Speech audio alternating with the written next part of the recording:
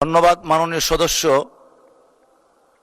যে 1 মিনিট সময় দেন ওনাকে প্লিজ, 1 মিনিট। মাননীয় স্পিকার, আপনি কিন্তু আমার একজন খুব কাছের একজন মানুষ। মাননীয় স্পিকার, আপনার বাড়ি কলমাকান্দা দুর্গাপুর আর আমি কিন্তু সদরের। মাননীয় স্পিকার, আমাকে 2টা মিনিট বাড়িয়ে দেন মাননীয় স্পিকার।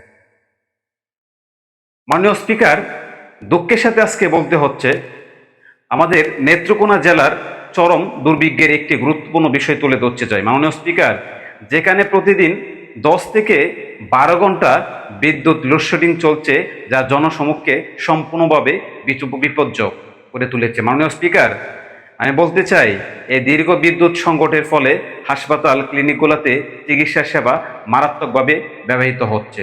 জরুরি রোগীর সেবা দিতে গিয়ে চিকিৎসকরা অসহায় করে যাচ্ছেন। মাননীয় স্পিকার, আমি বলতে চাই অন্যদিকে কৃষিখাত ভয়াবহ সংকটে পড়েছে। বিদ্যুৎ না থাকার সেচ ব্যবস্থা প্রায় ভেঙে পড়েছে। কৃষকরা তাদের ফসল বাঁচাতে পারছে না। মাননীয় স্পিকার, খাদ্য উৎপাদন হুমকির মুখে পড়েছে। এছাড়া এসির আমরা জানি কিন্তু এসএসসি পরীক্ষার্থী যারা আছেন তারা কিন্তু আয় হাই করতেছে। মাননীয় স্পিকার, তাহলে নেত্রকোনার মানুষ ব্যাপক অর্থনৈতিক ও সামাজিক ক্ষতির সম্মুখীন হবে। মাননীয় স্পিকার, তাই আমি সম্মানিত বিদ্যুৎ জ্বালানি ও খনিজ সম্পদ মন্ত্রণালয়ের প্রতি জোরভাবে বিশেষভাবে অনুরোধ জানাচ্ছি অবিলম্বে কার্যকর ও স্থানীয় সমাধানের উদ্যোগ গ্রহণ করার জন্য। মাননীয় স্পিকার, এর সাথে বলতে চাই যে বর্তমানে কিন্তু আমরা দেখতে পাচ্ছি যে গরমের যে আবহাওয়াটা এটা কিন্তু মারাত্মক। আমাদের যাদের শিশু বাচ্চা আছে তারাও কিন্তু এই দুর্ভোগের শিকার হচ্ছে।